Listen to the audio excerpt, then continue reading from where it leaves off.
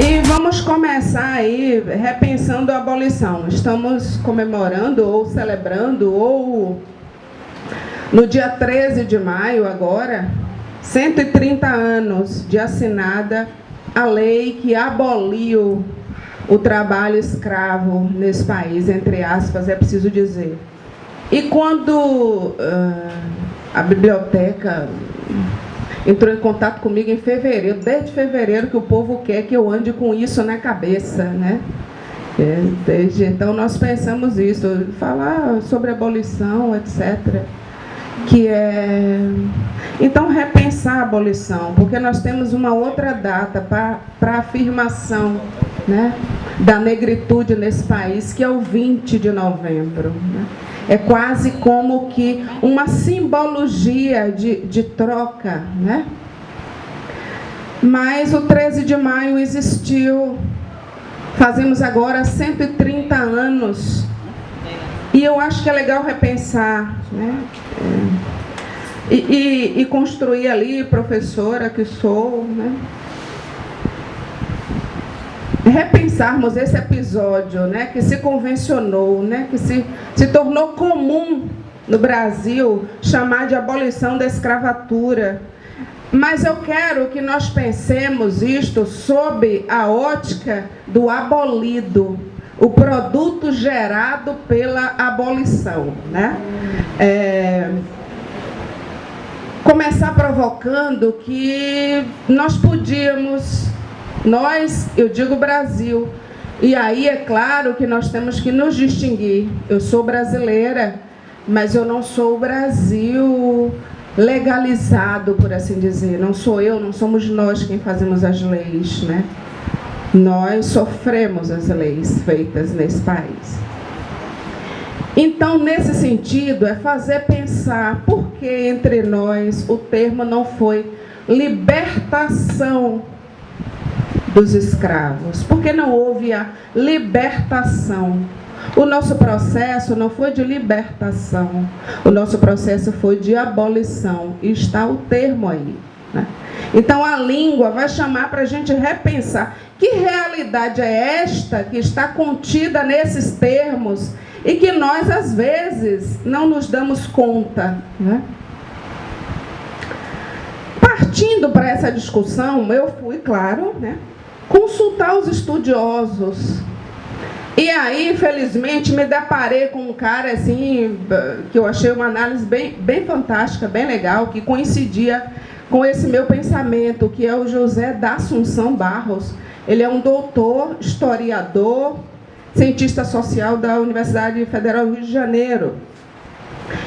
Eu trago, inclusive, a referência no final. Mas ele vai trabalhar essas noções que coincidiram com o meu pensamento, a questão do emancipacionismo e abolicionismo, a fim de esclarecer o sentido de cada termo e a implicação política que cada um desses termos contém, aprisiona no nosso processo abolicionista e também na sociedade brasileira, da qual nós somos parte, né?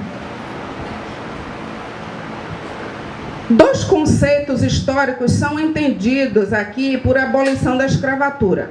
O primeiro, é o conjunto de manobras sociais que foram empreendidas entre o período de 1870 a 1888, em prol da libertação dos escravos. E a própria promulgação, o outro é a própria promulgação da Lei Áurea, assinada pela Princesa Isabel, que promove a oficialização da abolição do regime escravista. Notem ali que eu fiz questão de colocar em negrito os dois termos, né, para que eles se oponham já. Libertação, um processo que vinha sendo construído pelas lutas abolicionistas, né, de quilombolas, de estudiosos, de pessoas que eram contra esse regime de subjugar um homem, subjugar o outro, né? Um tipo de homem considerar um outro inferior a ele. Isso consistia no processo escravocrata. E já havia esse movimento para construir a libertação. Esse movimento foi efetivo em nosso país de 1870 a 1888.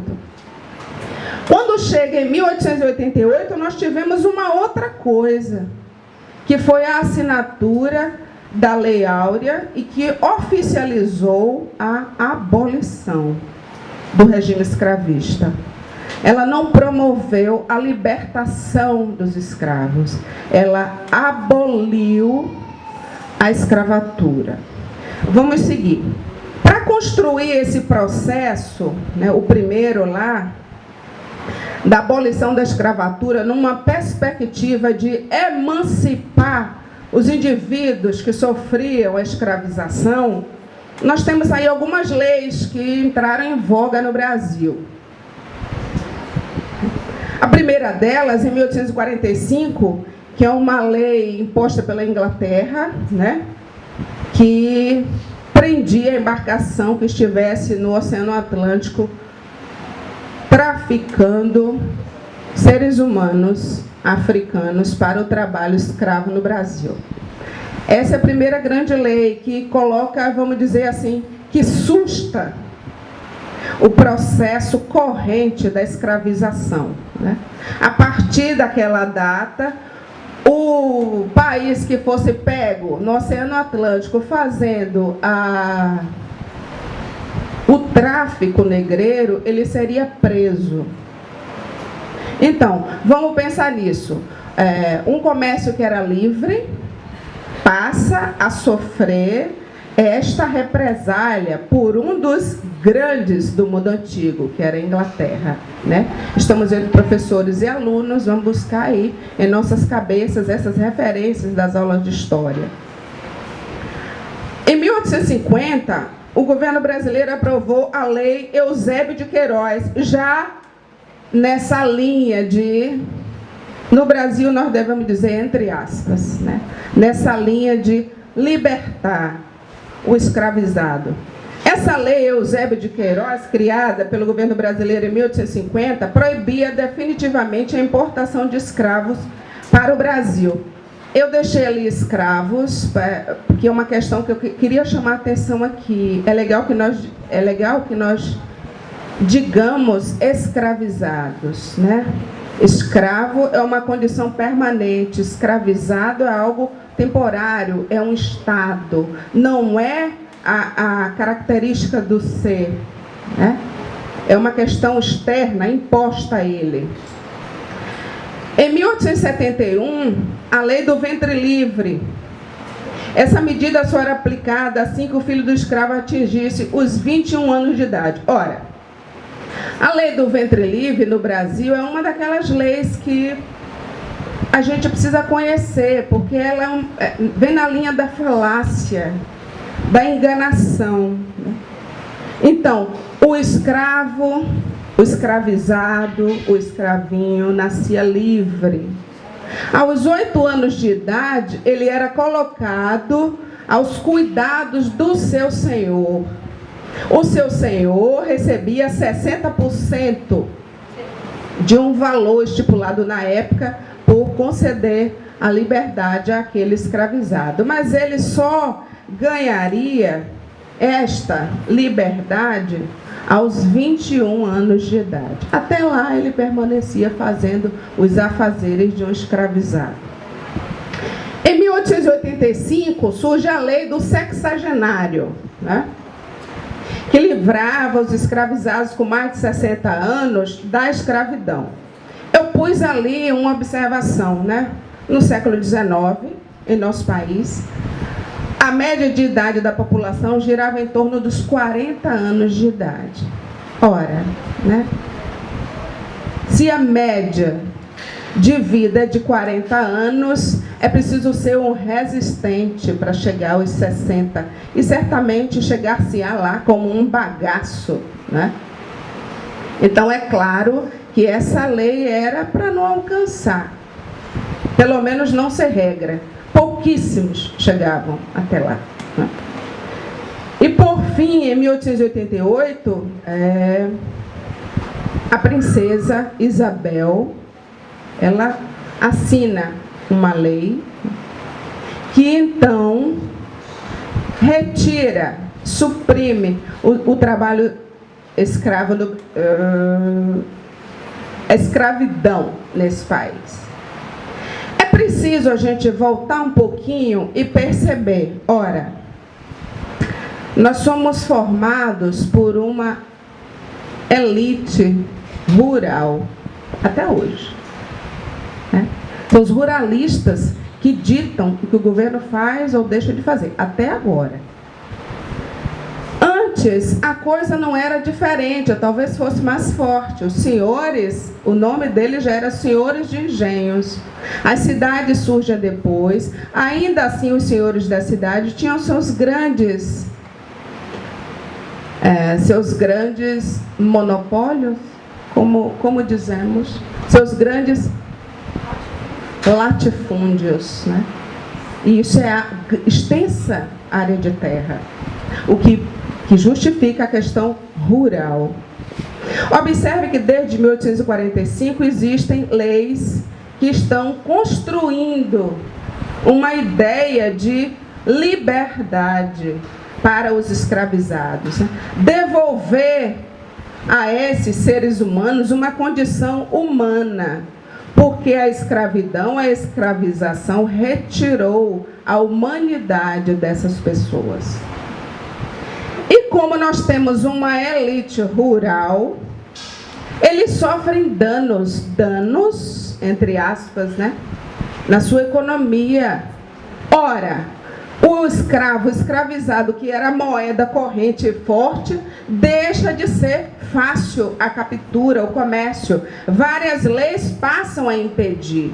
Isso implica num prejuízo financeiro. Então, essa elite começa a se queixar.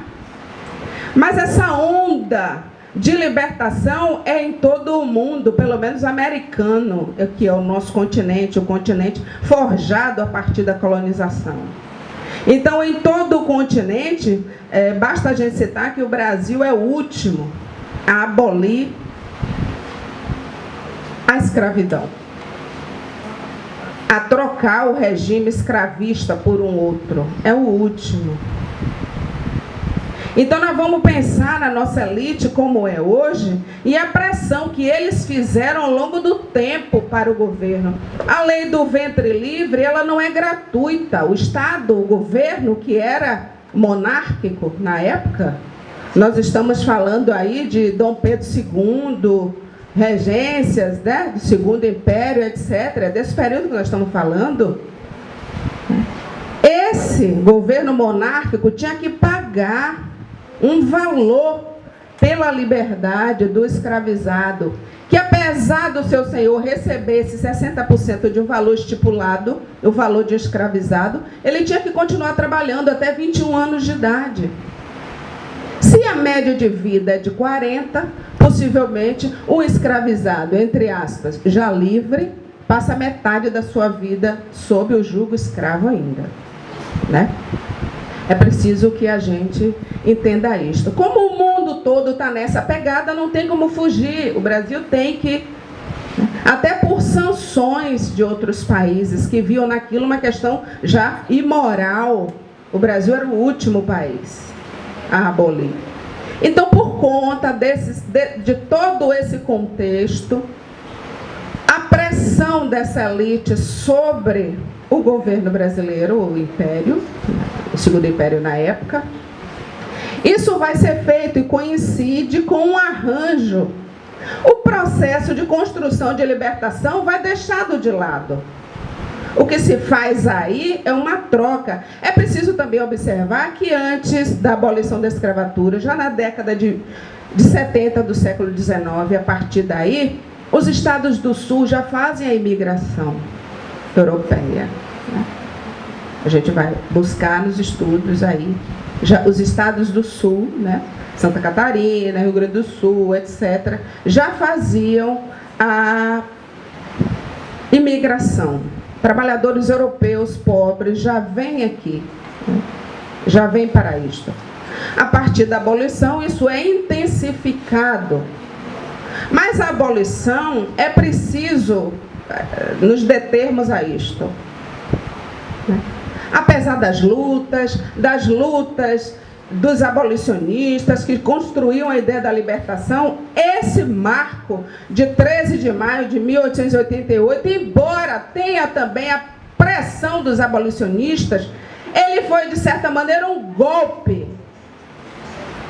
no trabalho dos abolicionistas, porque ele interrompe todo um processo de construção de libertação e constrói a abolição. Mas a abolição é diferente de libertação. Na libertação, o produto é o liberto ou libertado. Na abolição, o produto, o adjetivo, o ser que surge daí é o abolido, que a palavra bem chama. O abolido é o que está fora, excluído. E é isto que ocorre com a grande massa descendente dos ex-escravizados. O nosso país, até hoje, não se retratou, mas não é pegar um microfone na conferência de Durban e dizer não. Retratar-se de fato é incentivar políticas que de fato funcionem. Nós vamos subir um pouco, a nossa conversa tem que ir e voltar, tem que seguir e voltar, para que a gente construa um entendimento. Pelo menos essa é a minha intenção. Por favor, professor Zônia, vamos subir um pouco.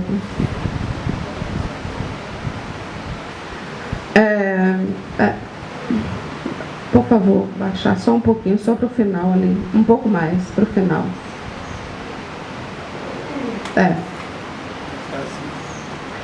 Bom, eu quis destacar aí, apesar de dizer, frisar ali na escrita, se a galera não estiver lendo, que a abolição só deu fim à escravidão. Ela não deu fim à exploração do trabalho dos ex-escravos. A Lei Áurea não contava com nenhum tipo de auxílio ou projeto que facilitasse o grande número de negros libertos a serem devidamente inseridos na sociedade. Então, muitos estudiosos falam do 14 de maio de 1888. O dia 13 de maio de 1888 foi abolida a escravidão. E no dia 14, o que foi feito? Eles que se danem. Eles que se danem. Jogados no mundo, né? Mais de 300 anos escravizados e foram jogados fora.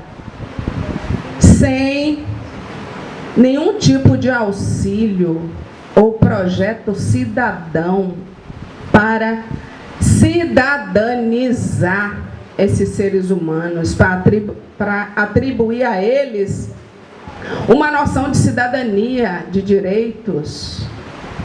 É isto que precisamos pensar. É isso que a nossa fala quer aqui fazer pensar. De Joaquim Nabuco, um grande pensador teórico brasileiro do período dessas lutas pela abolição, do século XIX. Eu encontrei essa fala dele assim, e selecionei essa pequena e única em José da Assunção Barros, esse professor doutor da UFRG, do qual eu falei, um escritor, etc. Nessa perspectiva de abolir, libertar, emancipar e apenas abolir, ou emancipacionismo e abolicionismo, o livro dele chama-se Emancipacionismo e Abolicionismo, Tensões de um Debate no Brasil Escravista. Isso se deu lá no século XIX. Vamos ler aqui. Abre aspas, fala de Joaquim Nabuco. Depois que os últimos escravos tiverem sido arrancados ao poder sinistro que representa para os escravos a maldição da cor, será ainda preciso desbastar, por meio de uma educação viril e séria, a lenta estratificação de 300 anos de cativeiro, isto é, de despotismo, superstição e ignorância. O processo natural pelo qual a escravidão fossilizou nos seus moldes a exuberante vitalidade do nosso povo durou todo o período de crescimento. E enquanto a nação não tiver consciência de que lhe é indispensável adaptar à liberdade cada um dos aparelhos do seu organismo de que a escravidão se apropriou, a obra desta irá por adiante, mesmo quando não haja mais escravos. Trocando em miúdos, né, um resumo rápido, ligeiro, nós podemos entender ali, eu, vocês e qualquer outro estudioso, podemos depreender dali, num breve resumo, que o próprio Nabucco dizia que enquanto a educação brasileira não se voltar para construir nesses seres resultados descendentes dos escravizados, para construir neles uma noção de cidadania, tirar da superstição e da ignorância em que eles sempre estiveram, porque não eram seres humanos. Eram tratados como bichos, animais inferiores, e isto todo o século XIX consolidou com suas teorias. Então era isto que éramos, era isto que era a maior parcela da população brasileira. Então, enquanto não houver um esforço suficiente para trazer os seus descendentes a uma condição de cidadania, se arrastará a escravidão. Acho que isso é um trecho bastante forte, né? Traz elementos aí para nós batermos um papo. Um outro fomento nas cabeças, porque eu tenho aqui meio século já, né? E o racismo sempre houve nesse país, mas é com muita tristeza que eu digo que ele tem piorado, né?